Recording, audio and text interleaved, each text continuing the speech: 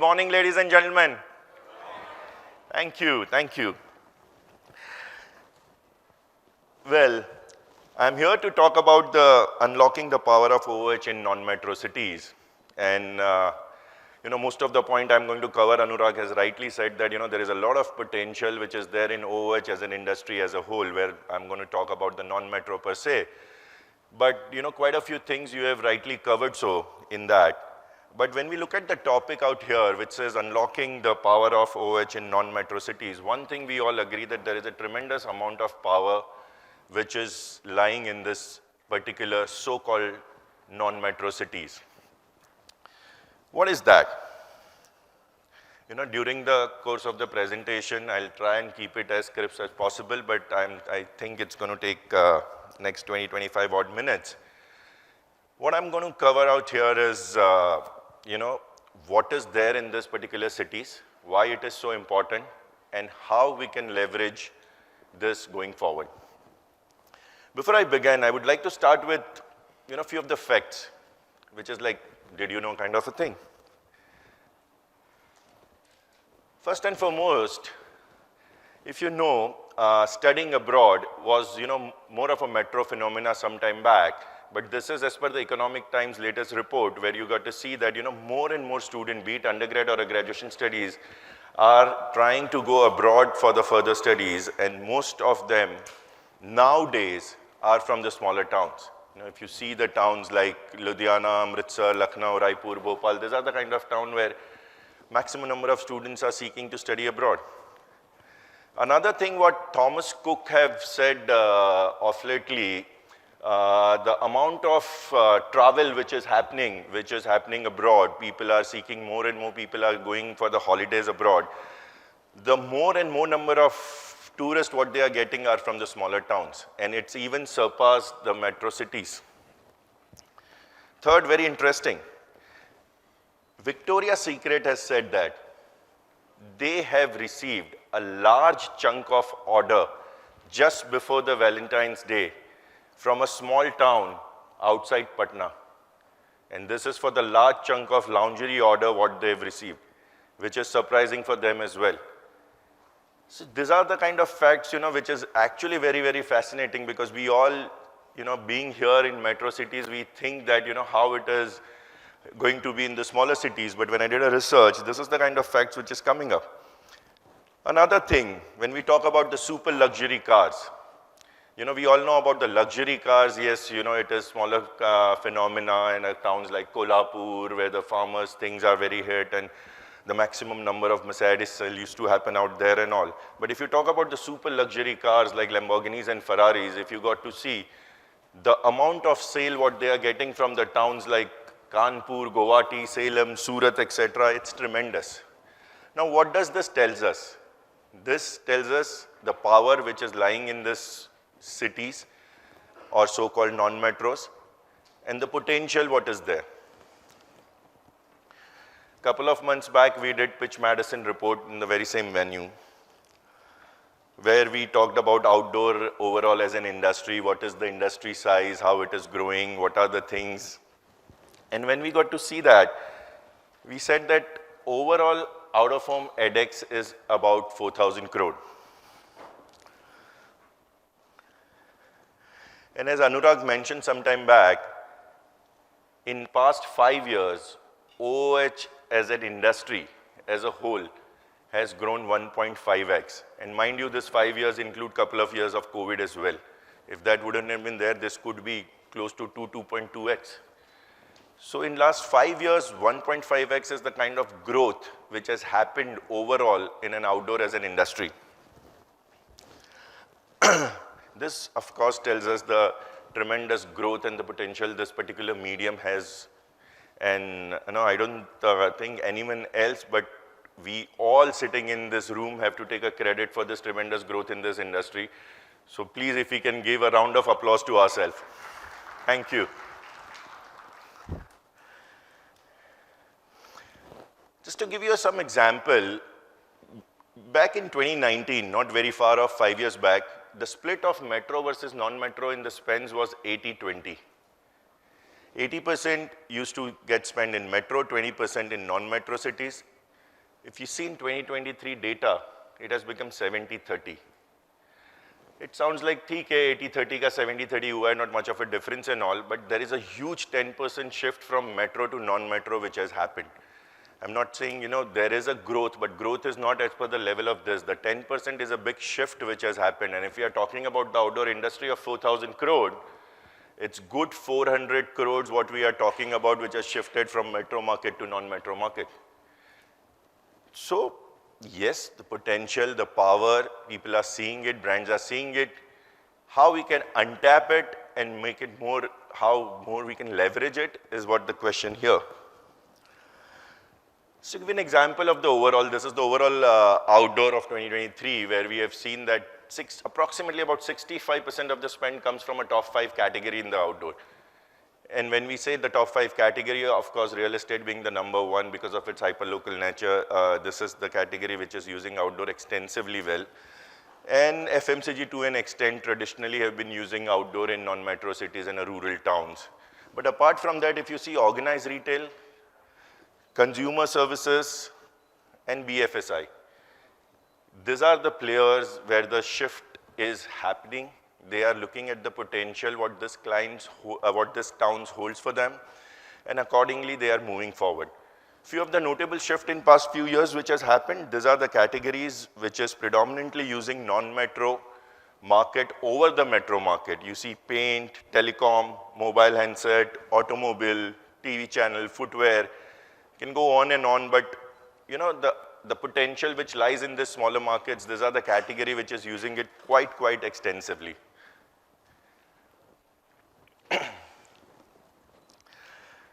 Let's delving into the market, because every market is different, every market is unique, they have its own characteristic. So what is there, in a particular market which gives us a local media, local touch point, and etc. Here I have defined non-metro as the market which has a population of 1 million plus, and obviously which is not a metro, so barring top 8 metros away, these are the markets what we are talking right now.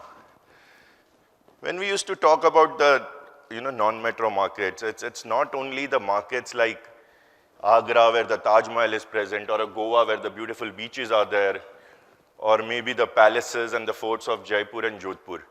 Of course, these markets are important because of the touristy stuff and all that.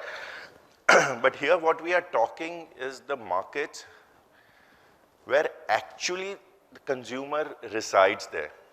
Actually, the people staying in this market who has a potential, who has a buying power, who has a great market potential of this markets. And those are the markets what we are talking about, which is right now while we are talking, it's kind of untapped as of now. So these are the markets which has a tremendous opportunity which can be unlocked now. So what's driving, this market shift, what is happening right now? Basically, I would say there are the 3 main factors which, typically right now is driving the shift from metro to non-metro, or even if we don't say a shift, maybe the increase in spend in non-metro cities. 1, urbanization of this town. Thanks to Jio, the internet penetration is tremendous. There are hardly any, black spots in the city where you don't get a connection or something like that.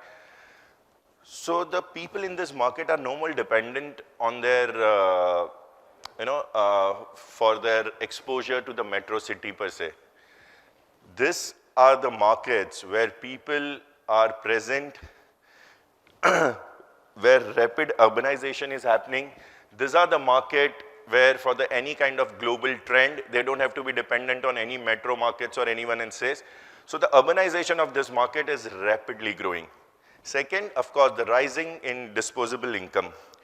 With the increased economic opportunities, these are the market where the disposable income is increasing, and obviously the second point is related to third point, which is a changing lifestyle, because with the change in disposable income, the change in lifestyle happens. So these are the basic demographic shifts what we are seeing in these markets. If I have to land that in a OOH thing, Anurag did mention when he did the welcome address about the kind of malls and the transit, how it is growing. If we see in the non-metro markets, barring the traditional in a DOH, I'll keep it aside for the time being, but the airport, malls, and transit, these are the three things which we are saying the shift is happening from 4% to 9%, malls from 14 to 26%, transit from 38 to 49%, and this is not stopping here. This is definitely growing, and I'll tell you how. Let's look at the key growth factors in OH space, like we said. You know, malls, growing mall culture in the smaller market. This is one of the very important thing which is happening. Airport infrastructure. As we know, the more and more airports are opening up in these markets, the smaller cities, smaller markets. There are quite a few airports which are coming. Changing landscape with the metro rail network. We are having tremendous metro network running across the country right now. The beautification of railway station, more aesthetic, beautiful looking, giving more opportunity to advertisers. And last, the widespread of road network. We have seen how extensively the road network is spreading in our country, and that is something which is driving this growth. If I have to talk about the malls, which was the first point, we have 30 plus shopping malls have opened since 2019. And the number remains 30 plus because of the couple of years in COVID. Otherwise, it would have been about 50 plus right now. But, and see, because the metro, we all know, it's kind of saturated right now. Every big city has 5, 7, 10 malls per se. But this is the kind of a place where we are seeing that, see the cities like Lucknow, Mangaluru, Dhanbad, Muzaffarpur, Guntur. These are the places where the mall culture is growing and more retail opportunities are coming up. Newer airport. Airports, if we see, we have airports like Mopa Airport, which has just opened, Noida Airport, Kushinagar in UP, Kunnur Airport in down south. So what does this gives us? Obviously, as an outdoor per se, we are getting a great amount of inventory to grow our size. So we are getting tremendous inventory, which is aesthetically better looking, where brands will keep a faith and advertise. Just one of the example, maybe a couple of example I'll just give you. In a smaller city, smaller airports, what are the kind of thing brands are doing to reach out to the customer? This is one of the example what I'll tell you.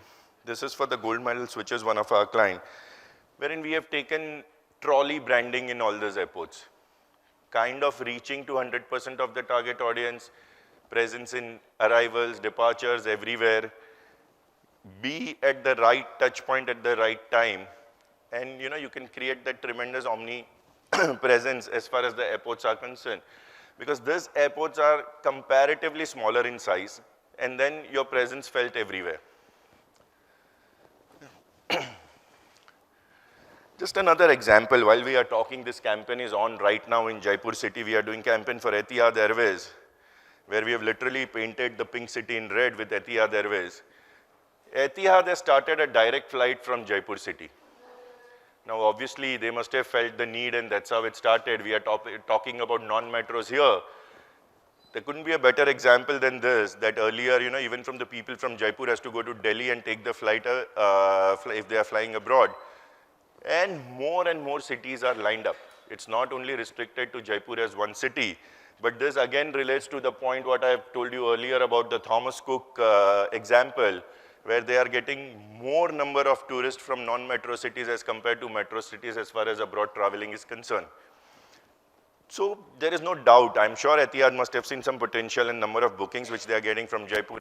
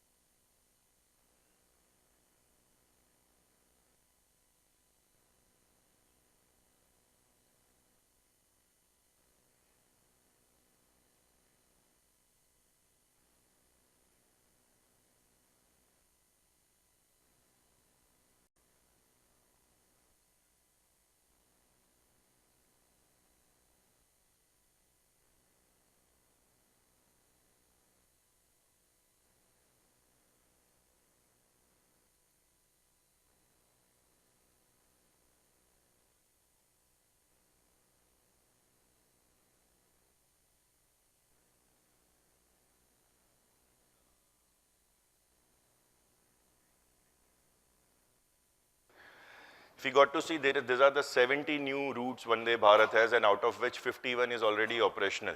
And almost most of them are in the smaller cities.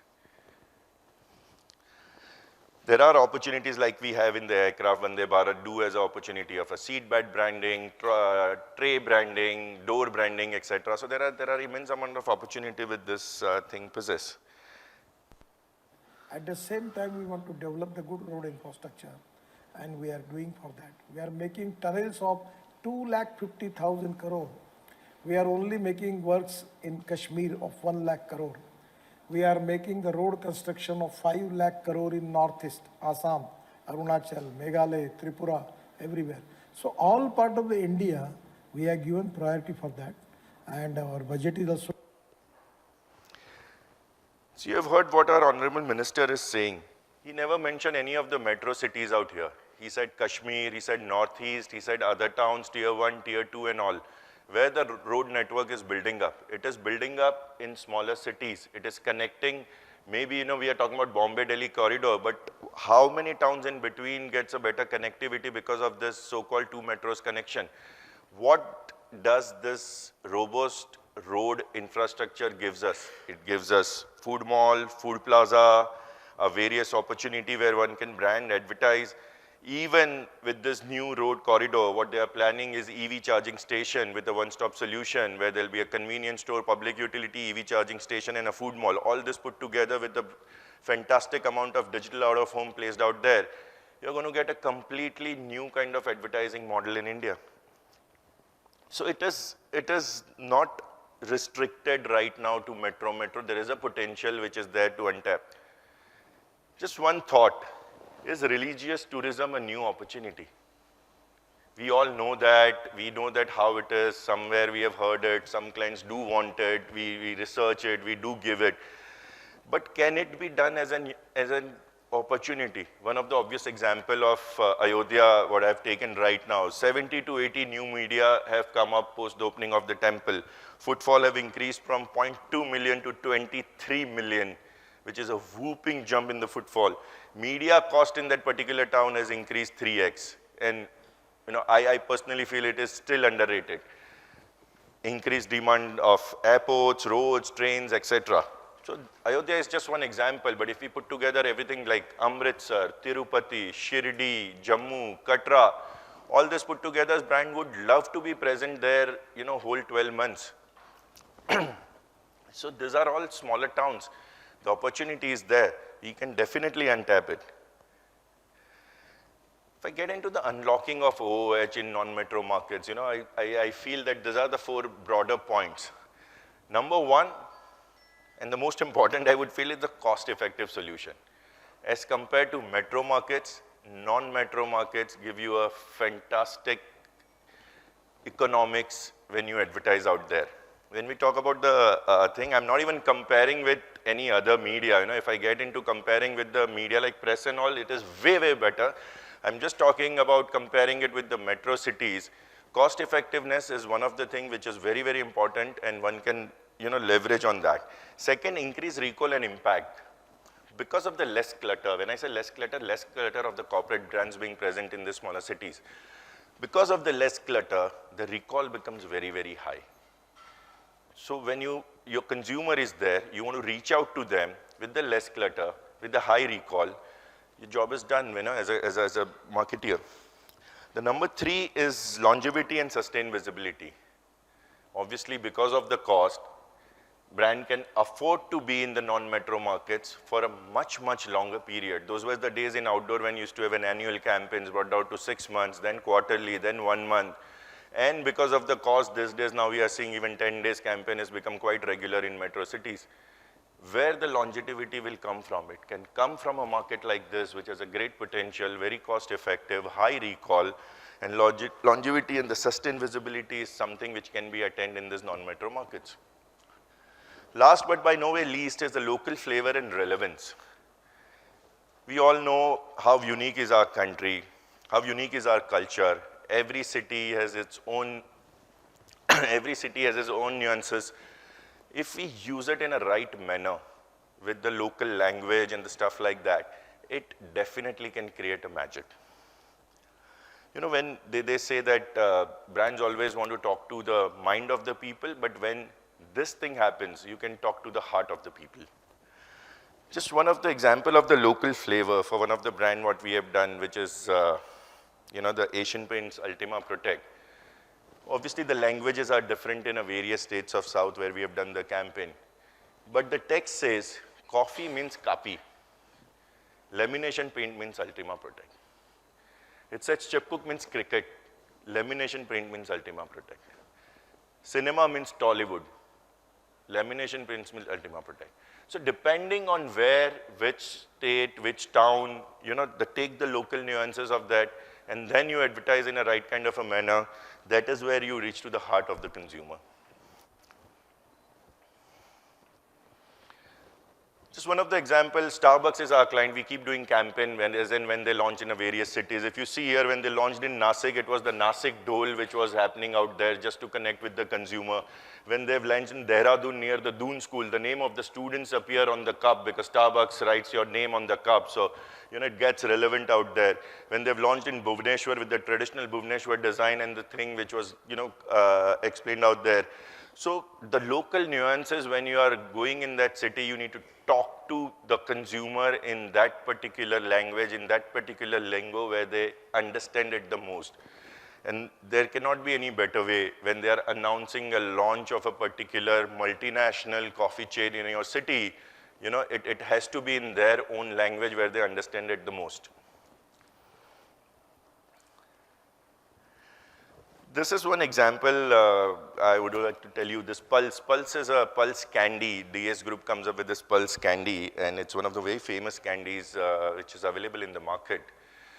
We wanted to do something different for Pulse as a candy and create something spectacular about it, that how can we do it and all that. And when we talk about something spectacular, the first thing is, gateway of India पे कुछ करते हैं, India gate पे कुछ करते हैं, कुतुब मीनार पे let's do something.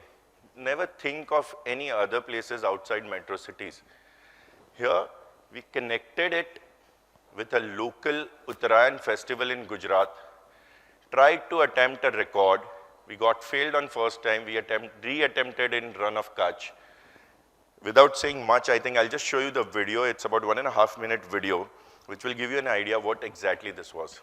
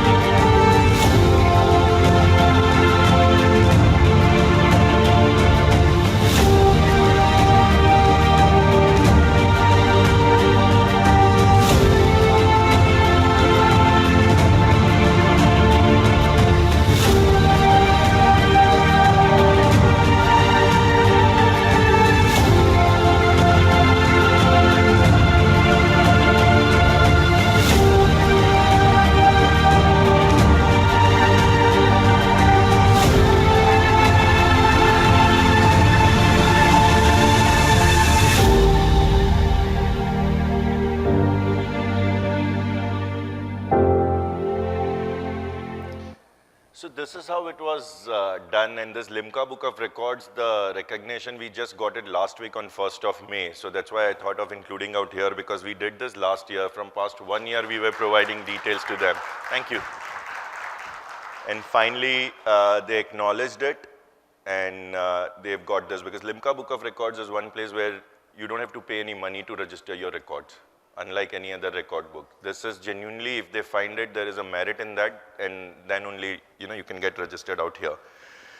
So this was just one of the example. Obviously, the smaller markets has a lot of other media, unconventional media, apart from the railway station, bus station and all that. There are markets which gives you a board branding and the store branding and the arch gates and all that. I'll not get much of a detail out there. There are railway station which provides audio and visual advertising opportunities, which we have used at quite some places right now.